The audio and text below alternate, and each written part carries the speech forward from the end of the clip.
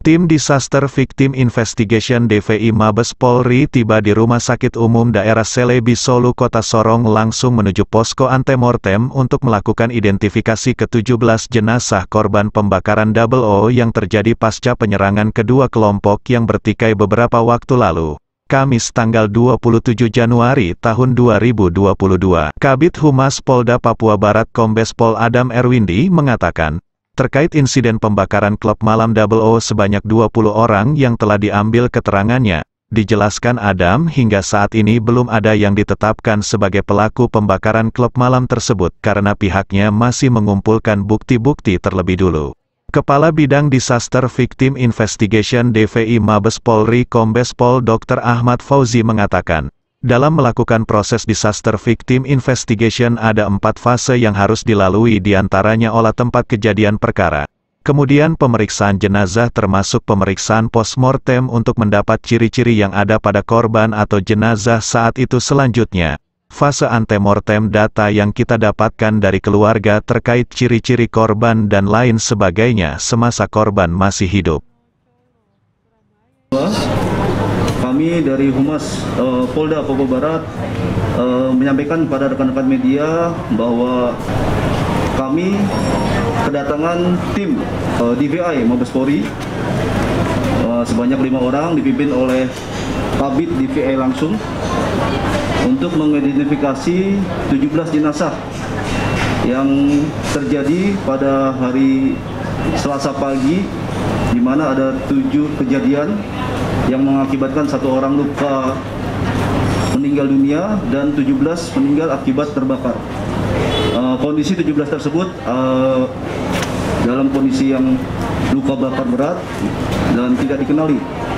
Sehingga kami dari Kabid Dokes, mohon izin kami perkenalkan di ujung Pak Kabid Dokes Polda Papua Barat. Beliau Kombes Pol Ahmad Fauzi dari Kadif DVI, Kabid DVI Pusdokes Mabes Polri. Sebelah saya Direktur Rumah Sakit Selebi Solo serta Pak Pelayanan Medis.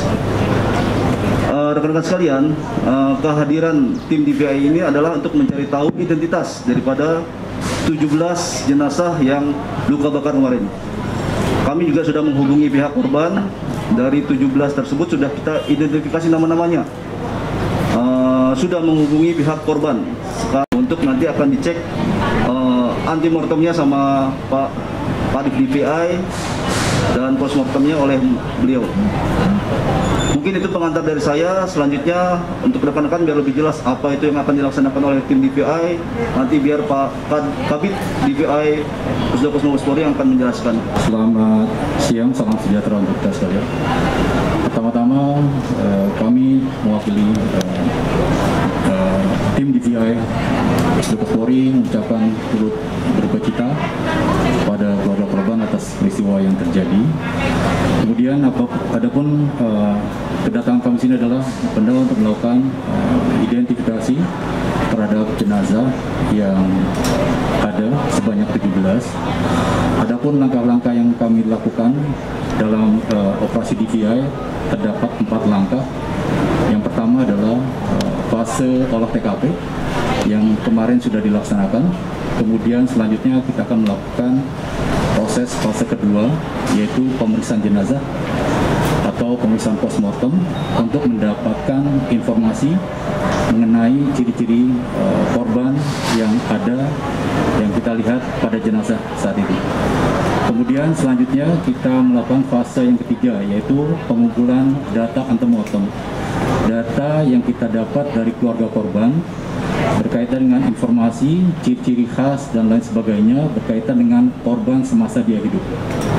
Nah, ketika data antemortem dan postmortem sudah kita dapatkan secara maksimal, lalu kita lanjut dengan fase keempat, yaitu fase rekonsiliasi. Kita cocokkan antara data yang kita dapatkan di kamar jenazah dengan data yang kita dapatkan dari informasi keluarga. Nah, data-data tersebut terdiri dari data primer dan sekunder. Primer terdiri dari sidik jari, gigi, dan DNA, baik antemortem maupun postmortem. Nah, karena data ini prosesnya identifikasi itu cukup panjang, fase 1, 2, 3, 4, kita untuk keluarga korban untuk bersabar, karena kita akan bekerja secara maksimal, lebih cepat, lebih baik, namun kita tidak meninggalkan namanya ketelitian. Karena jangan sampai kita terburu-buru salah mengidentifikasi. Intinya kita akan bekerja semaksimal mungkin dan mohon kerjasamanya untuk bersabar, karena kita akan bekerja sebaik mungkin. Itu saja, jadi mudah-mudahan tidak terlalu lama kita akan melakukan proses identifikasi ini dan kita akan segera menyerahkan korban kepada keluarganya masing-masing. Kami belum sempat melihat jenazahnya, jadi sangat tergantung dari kondisi jenazah masing-masing. Dan dari kondisi jenazah itu, jadi identifikasi apa yang paling cepat dan paling layak atau paling sesuai dengan kondisi tersebut, itu sangat menentukan lama atau tidaknya.